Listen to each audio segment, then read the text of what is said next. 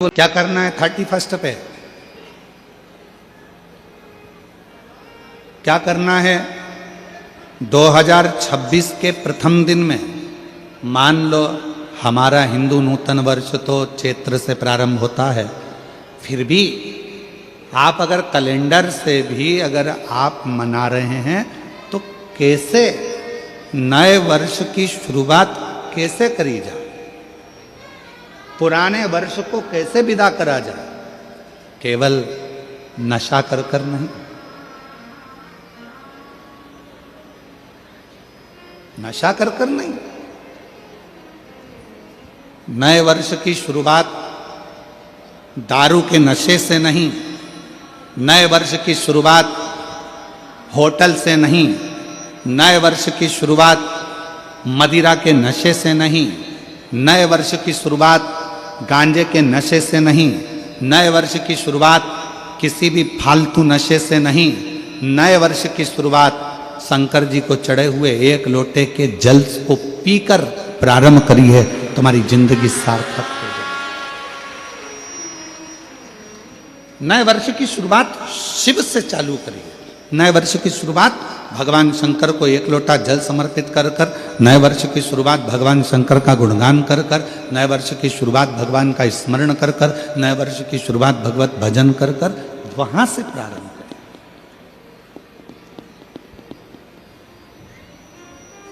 तो नूतन वर्ष।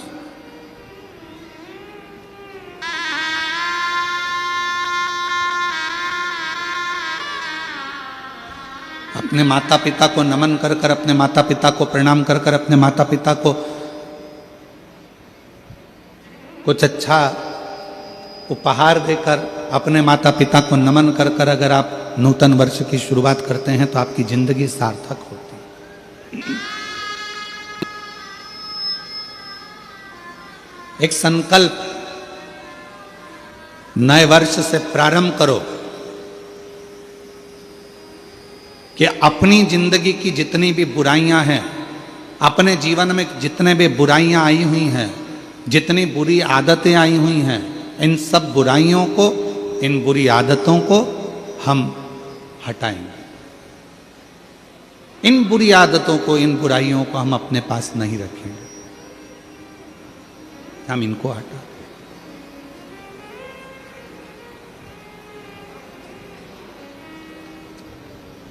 अब एक बात आपसे पूछते हैं, उत्तर दीजिएगा जरा सब।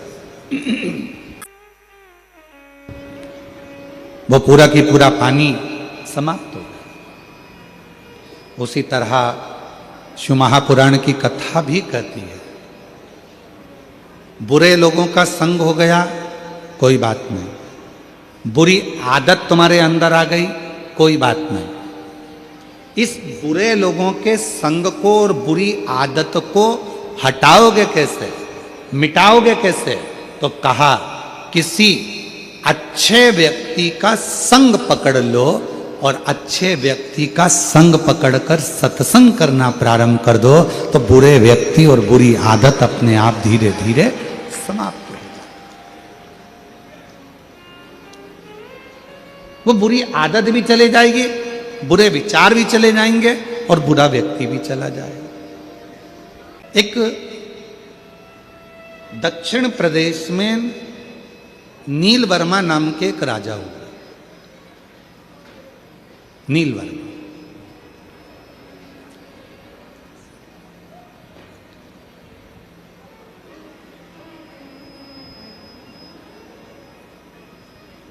क्षेत्र का निरीक्षण करते थे, राज्य का पालन करते थे, और उस राज्य के पालन में एक दिन वो मृगा करने के लिए वनगमन को गए, शिकार करने के लिए गए।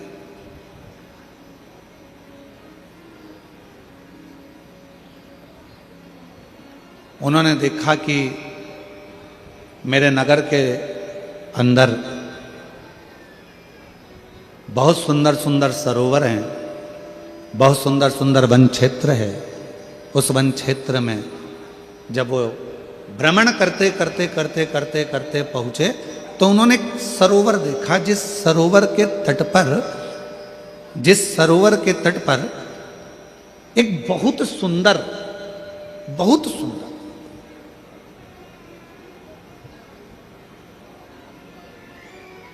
आर्ष पत्नी पद्मावती उस सरोवर के तट पर बैठकर शिवजी के मंदिर में शिव की साधना कर रही है, भगवान शंकर की साधना कर रही है।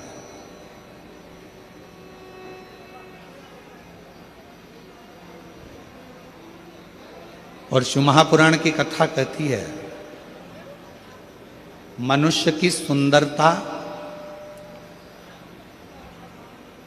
तब सफल है जब उसके सुंदर मुख से भगवान के मंत्र का या भगवान के नाम का उच्चारण नित्य होता रहे, तो सुंदरता सिद्ध। मान लो हम भगवान ने हमको काया दी अच्छी, धन दिया अच्छा, शरीर दिया अच्छा, हाथ दिए, पांव दिया, मुख दिया, श्रवण शक्ति दी, नेत्र दिए, नासिका दी, अधर दिए, जिह्वा दी, सब कुछ दिया, खूब अच्छा दिया, और उसका हम सदुपयोग ही ना कर सके तो फिर क्या मतलब।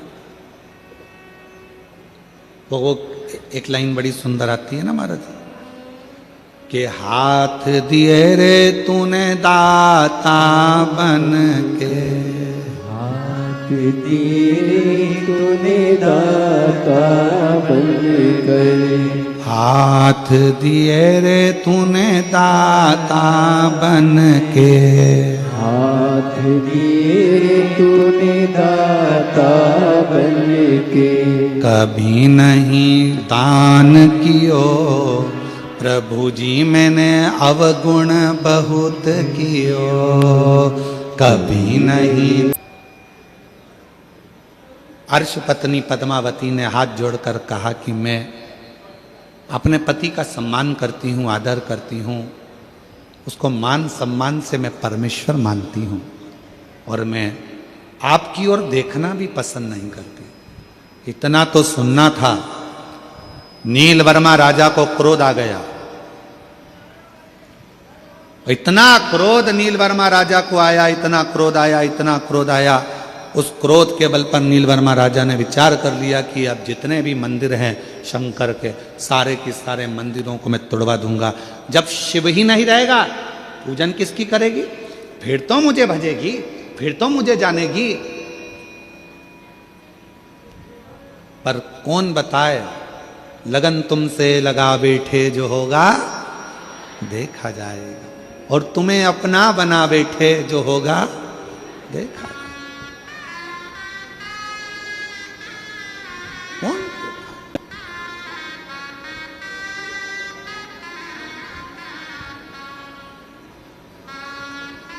धीरे धीरे करते करते वो दक्षिण प्रदेश का राजा नीलवर्मा ने पूरे मंदिर तोड़वा दिए, शिवालय तोड़वा दिए, जितने शंकर जी के ओटले थे, शंकर के मंदिर थे, शंकर के शिवलिंग थे, धीरे धीरे धीरे धीरे धीरे धीरे उसने सब तोड़वा दिया। अब अर्श पत्नी पद्मावती ने विचार करा कि मंदिर गए, शिव का शिवलिंग चले गया, ओटले चले गए, कोई बात नहीं, जाए तो जाए, जाए तो जाए। कई माताएं कहती हैं गुरुजी हमारे गांव में शंकर जी का मंदिर नहीं है। कई माताएं कहती हैं गुरुजी हमारे गांव में शंकर का ओटला नहीं है। कई माता कहती है हमारे गांव में शंकर का शिवलिंग नहीं है। कई माताएं कहती हैं, हम उनसे निवेदन करना चाहेंगे, तुम्हारे गांव में मंदिर नहीं है, कोई बात नहीं, तुम्हारे गांव में शंकर जी का ओटला नहीं है, कोई बात नहीं, तुम्हारे गांव में शंकर का शिवलिंग नहीं है, कोई बात नहीं, आप अपने घर में छोटा सा शिवलिंग रखकर भगवान को जल चढ़ाना प्रारंभ करो। एक ना एक दिन शंकर ऐसी कृपा करेंगे कि तुम्हारे घर के ठीक पास में शंकर अपना मंदिर बनवाकर विराजमान हो। तुम्हारे घर के आसपास में शंकर जी खुद आएंगे, तुम्हें जाने की जरूरत नहीं पड़ेगी। तुम आराधना तो करो। और कई माताएं बैठी होंगी ऐसी, कई माताएं ऐसी बैठी होंगी जो शंकर जी को पानी चढ़ाने के लिए ढूंढती थी, हमारे गांव में शंकर जी आ जाए, हमारे गांव में शिवलिंग हो जाए, हमारे गांव में मंदिर आ जाए, हमारे गांव में कोई मंदिर बन जाए। कई माताएं बैठी होंगी।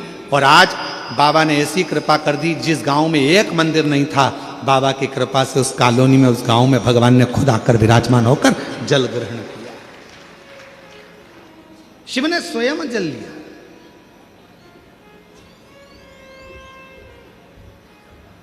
मंदिर नहीं है, कोई कहता है हमारे गांव में शिवलिंग नहीं है, कोई कहता है हमारे गांव में शंकर का ओटला नहीं है, कोई कहता है हमारे गांव में शिव प्रतिमा नहीं, शिवलिंग नहीं।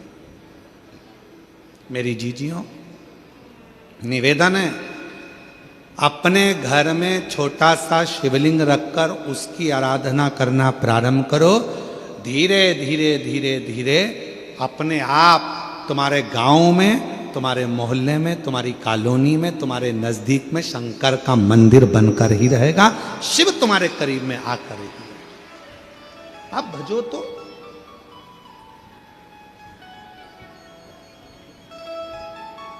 आप स्मरण करो तो।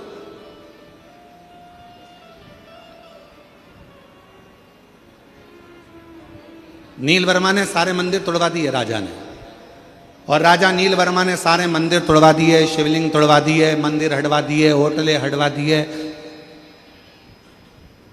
आर्षपत्नी पद्मावती एक कुंड के पास बैठ गई, मिट्टी का पार्थिव शिवलिंग का निर्माण कर रही, पार्थिव शिवलिंग का निर्माण। और पार्थिव शिवलिंग का निर्माण करते करते करते करते वो आराधना में जो डूबी, साधना में डूबी, जो साधना में डूब गई, इतने में आ गया राजा नीलवर्मा। जैसे ही राजा नीलवर्मा आए, उन्होंने देखा कि ये पद्मावती तो वापिस शिव की आराधना में लग गई। अब शिवलिंग नहीं है, शिव प्रतिमा नहीं है, मंदिर नहीं है, होटलें नहीं है, शंकर का कहीं शिवलिंग नहीं है, तो इसने तो पार्थिव लिंग का निर्माण करना प्रारंभ कर दिया। पार्थिव लिंग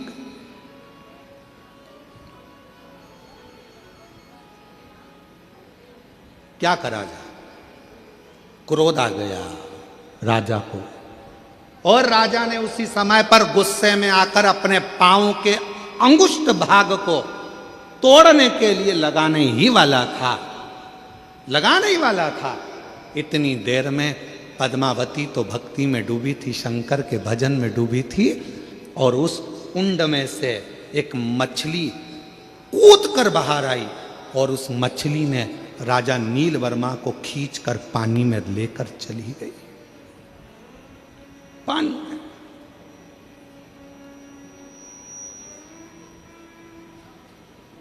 जैसे ही वो मछली अंदर लेकर गई, राजा का शरीर एक डुबकी लगाकर वापस बाहर आया तो शरीर था तो ठीक, पर जब राजा अपने घर पर गया तो शरीर कंपायमान होने लगा, कंपित होने लगा, शरीर में कंपन उत्पन्न होने लगा। राजा सही से खड़े भी नहीं हो सकता था, राजा बैठ भी नहीं पा रहा था, चल नहीं पा रहा था।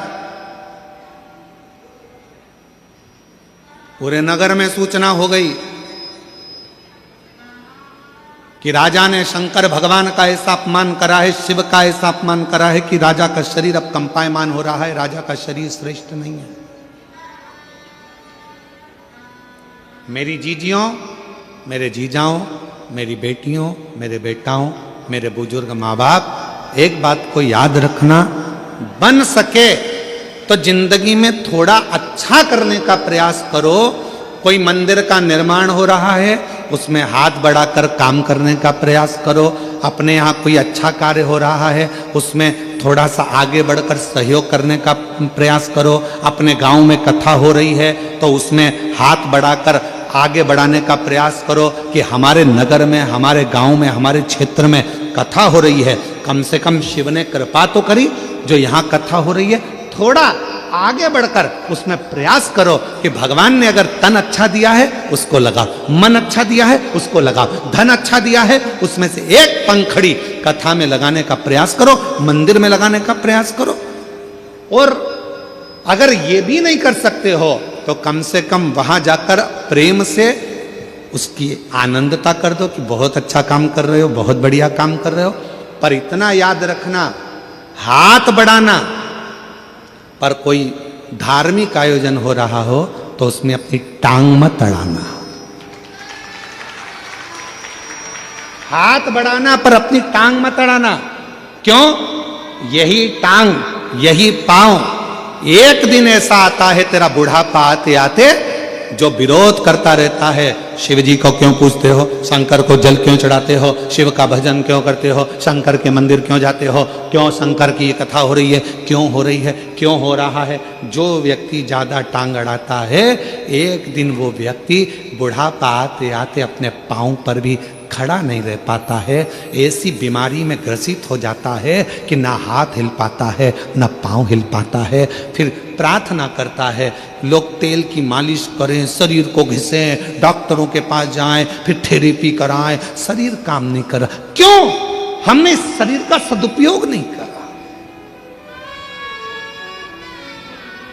सदुपयोग करिए।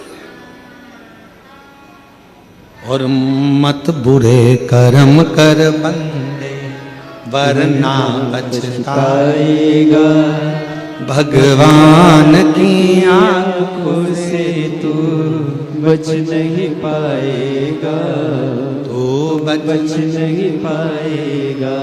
और कई कई जीव ऐसे भी होते हैं जो भगवंत भजन में डूबे रहते हैं, सत्संग में डूबे रहते हैं, कथा में डूबे रहते हैं, संकीर्तन में डूबे रहते हैं, अच्छा काम करते हैं, मंत्र जाप करते हैं, तीर्थ जाते हैं, अच्छा भजन करते हैं, यज्ञ करते हैं, अनुष्ठान करते हैं, अभिषेक करते हैं, पूजन करते हैं। उसके बाद भी शरीर में रोग आ जाता है, उसके बाद भी शरीर कष्ट में हो जाता है, उसके बाद भी हाथ पैर कड़क हो जाते हैं, उसके बाद भी शरीर नहीं चल पाता है। तो कई लोगों ने पूछा कि ये तो अच्छा भजन करने वाला था, स्मरण करने वाला था, कीर्तन करने वाला था, तीर्थ करने वाला था, इसके साथ में ये प्रॉब्लम कैसे खड़ी हो गई? उसका कारण केवल इतना सा है, हमारे पूर्व जन्म का कोई पुराना कर्म रह गया था। वो कर्म आज हमको भोगना पड़ रहा है, उसको काटना है, उसको काटना है, उसको काटना। श्रेष्ठ कर्म।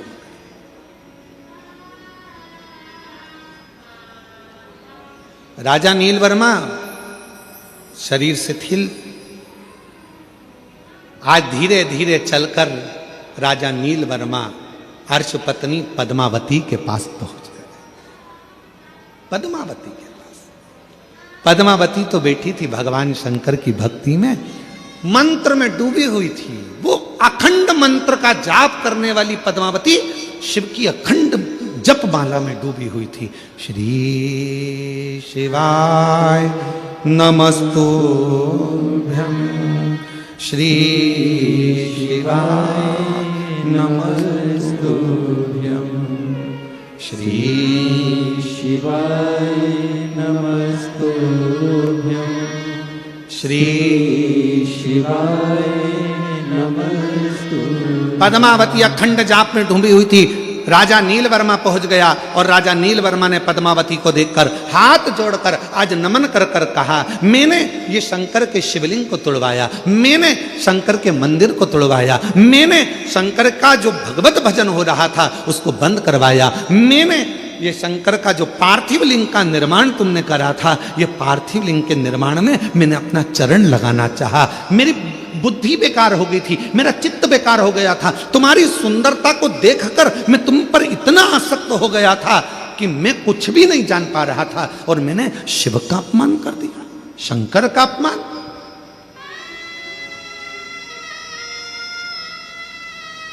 विनाश काले क्या बोलते हैं? विपरीत बुद्धि।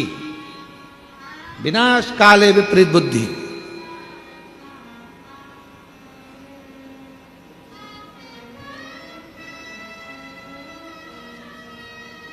एक कथा सुनाई थी, आप लोगों के स्मरण में है?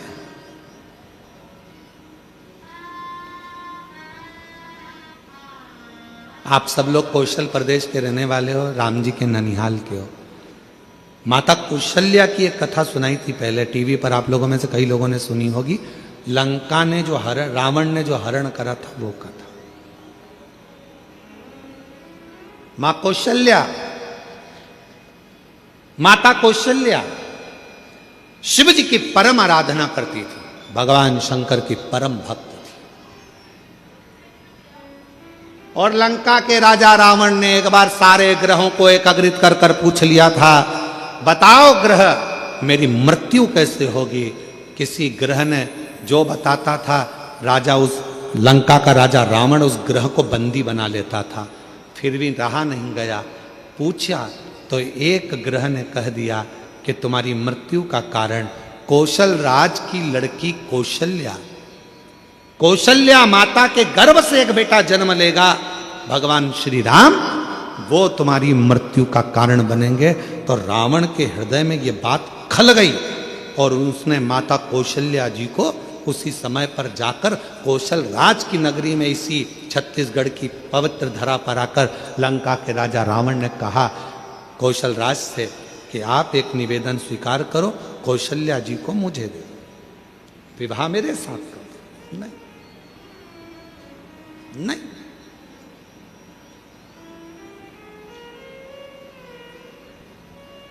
मेरी बेटी आती होगी, आप उससे पूछ लो। लंका का राजा रावण माता कौशल्या को देखते हैं और इतनी सुंदर मां कौशल्या को देखकर कहते हैं कि आप मुझसे विवाह करो। कौशल्या जी कहती हैं कि विवाह, ये कथा हमने देवघर में श्रवण कराई थी शायद, आप लोगों ने सुनी होगी। किस किस ने सुनी थी, जरा हाथ उठाओ। सबने सुनी है? तो देवघर में कही थी ये कथा। कौशल्या माता ने कहा, ए लंकापति रावण, अगर तुम मुझसे विवाह करना चाहता है तो मेरी शर्त एक है, तेरी लंका में शंकर का शिवलिंग पहुंच जाएगा तो मैं तुझसे विवाह करूंगा। रावण गया शिवलिंग लेने, शंकर जी के पास जाकर शिवलिंग मांगा, लेकर जाने लगा। पर मां पार्वती जी नहीं चाहती थी कि ये शिवलिंग पहुंचे। भार उत्पन्न हो गया उस शिवलिंग में। लंका के राजा रावण ने पृथ्वी पर रख दिया। वो शिवलिंग लंका तक नहीं पहुंचा, देवघर में बाबा बैद्यनाथ जी के रूप में पूजित हो गया। पूजित नहीं गया।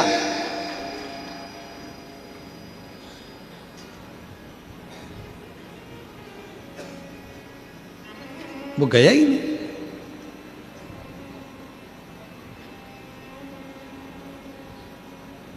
एक बेजू ग्वाले के हाथ में, कौन था बेजू ग्वाला? स्वयं गणेश जी महाराज, जिन्होंने उस शिवलिंग को अपने हाथ में लेकर 51 शक्ति पीठ में से जो एक मां सती का हृदय जहां गिरा था, उसी हृदय के मध्य में उस शिवलिंग को रख दिया था। रावण को लगा कि कौशल्या जी के पुत्र के कारण मेरे प्राण छूटेंगे, तो एक काम करता हूं, इस कौशल्या जी को मैं हरण कर कर छुपा कर पेटी में बंद कर कर समुद्र में डाल देता हूं। और एक मछली के मुख में वो पेटी रख दी थी।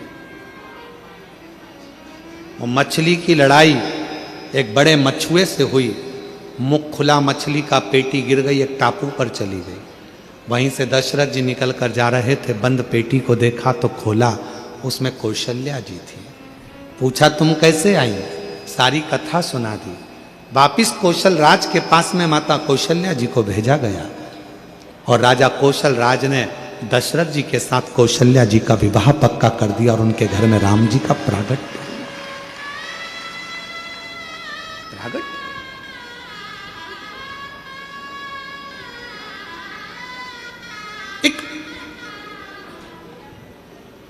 हर्ष पत्नी पद्मावती के पास में राजा जाकर कहता है, राजा नीलवर्मा कहता है, अरे तुम इतनी सुंदर थी कि तुम्हारी सुंदरता के चक्कर में मैंने शिव का अपमान कर दिया। सुंदरता के और विनाश काले विपरीत बुद्धि, विनाश काले विपरीत बुद्धि। जब समय पलटी मारता है तो बुद्धि भी अपने आप विपरीत होती चली जाती है।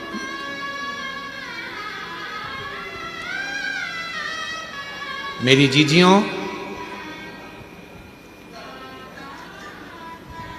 बुराई किसकी होती है संसार में? जम के बोलो। जो बहुत अच्छा होता है तुम बहुत अच्छी हो, इसलिए तुम्हारी बुराई तुम्हारे घर में भी होगी और मोहल्ले में भी होगी। तुम बहुत अच्छे हो तो तुम्हारी बुराई ऑफिस में भी होगी, दुकान पर भी होगी, व्यापार में भी होगी। बुराई किसकी होती है? जो अच्छा होता है। अच्छे में से ही बुरा ढूंढा जाता है, बुरे में से कभी कोई बुरा ढूंढता है क्या? अरे बोलो तो जम के नहीं।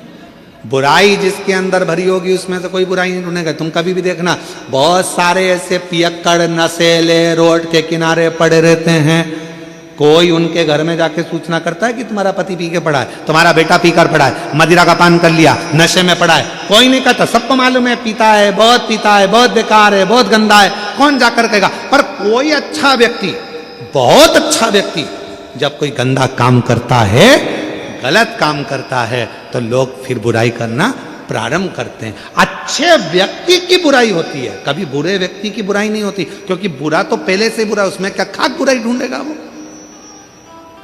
अच्छे में से बुराई ढूंढेगा।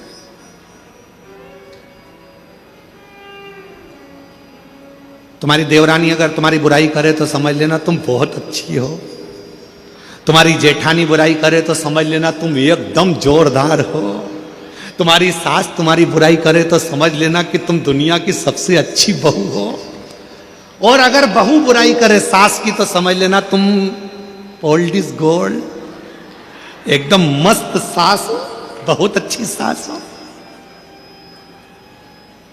क्यों चिंता करना?